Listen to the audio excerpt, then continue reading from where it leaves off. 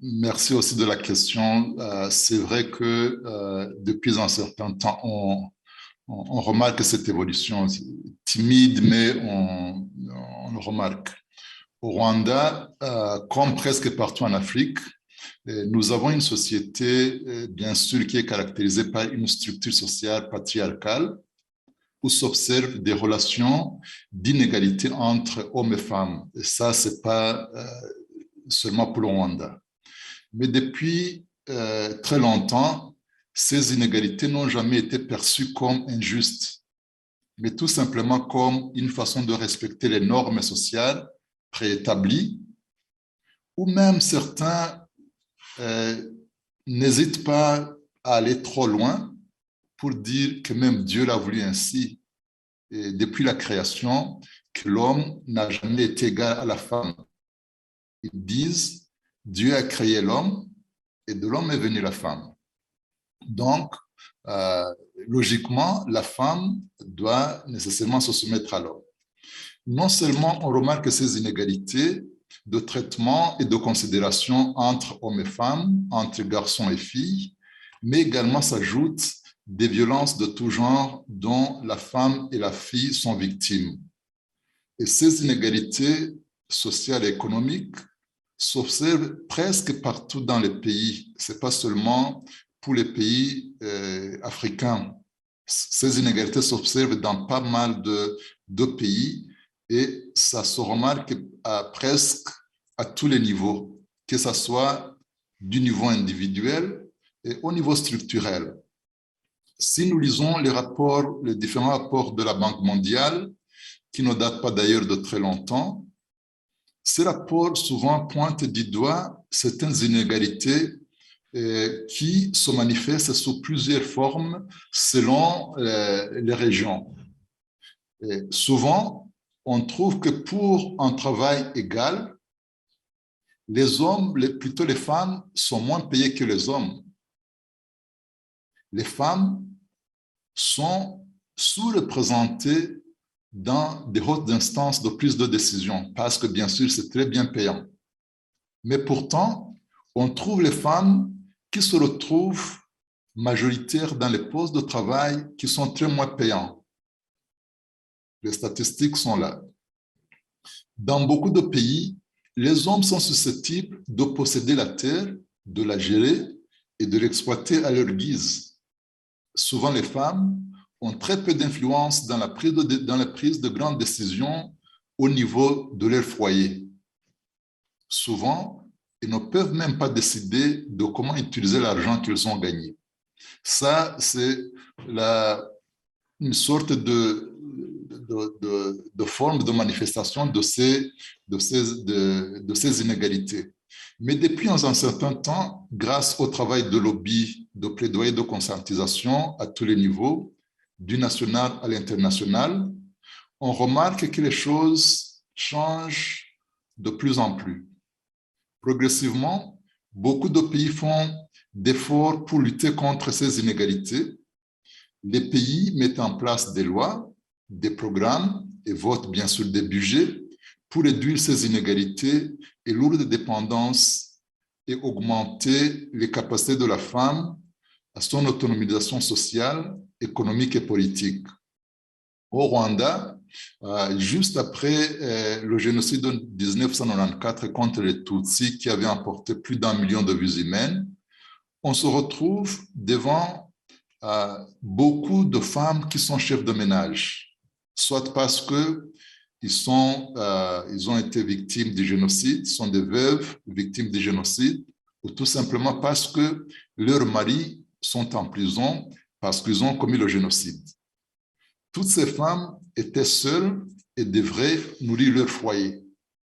Le gouvernement rwandais a déployé beaucoup d'efforts, non seulement pour promouvoir l'égalité entre l'homme et la femme, mais également pour augmenter et renforcer les capacités de la femme à pouvoir faire face à ce contexte qui était hostile. Déjà une année après, en 1995, le Rwanda a ratifié les accords de Beijing, je pense que vous les connaissez tous, qui sont en rapport avec les droits de la femme.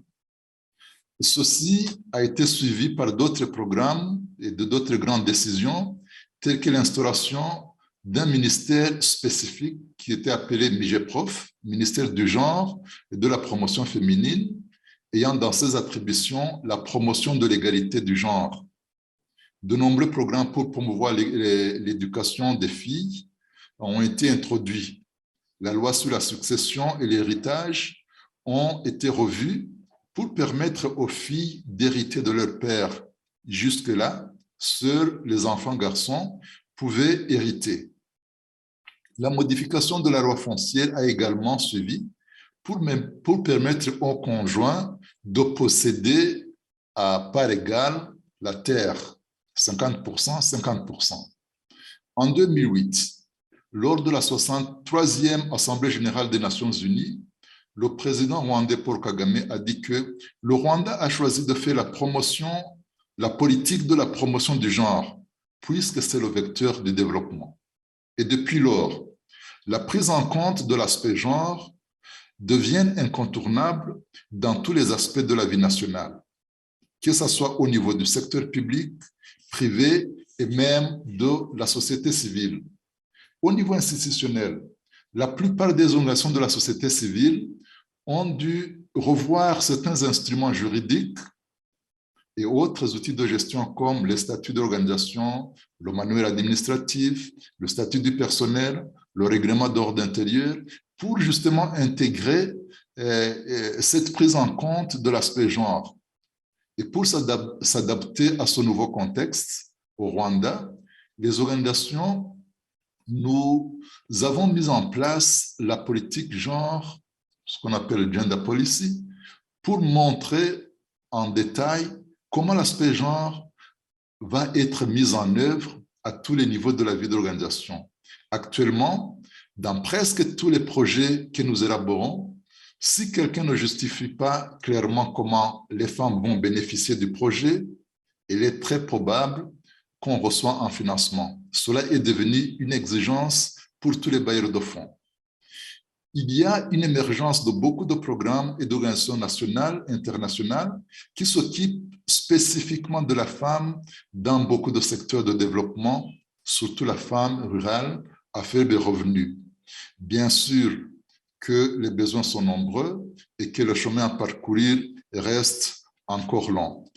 Et ici, je vais juste, les exemples sont très peu nombreux et l'impact est palpable, mais je vais seulement me limiter à vous donner comment certaines organisations de la société civile contribuent à ce renforcement des capacités de la femme.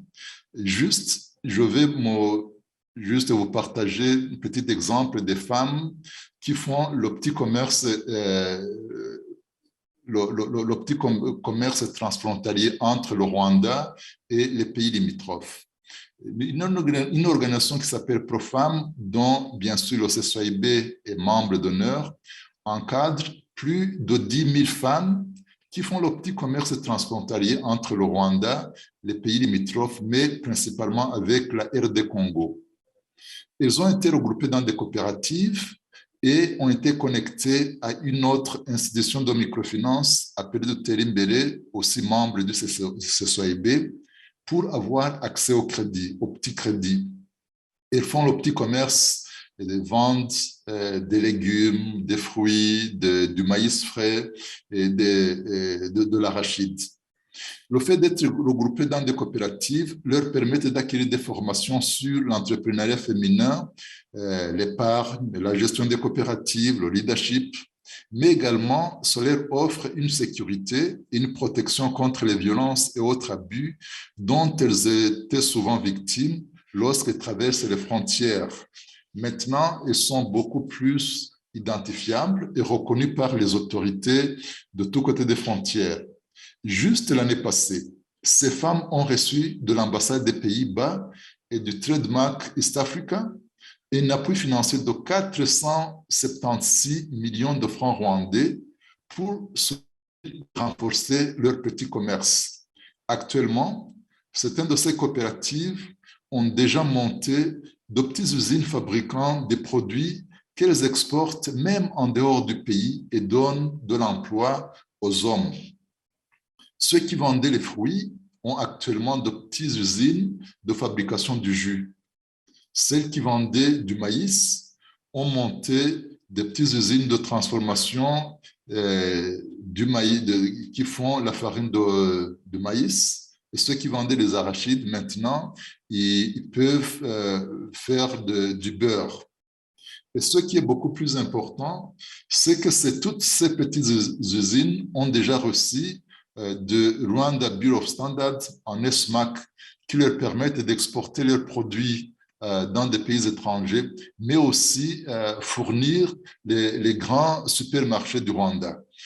Bien sûr, dans ces jours qui viennent, je vais également les visiter pour discuter avec eux et avec elles pour voir quel est l'impact réel de ces activités qu'ils mènent aujourd'hui. Peut-être de plus de détails viendra après. Je vous remercie.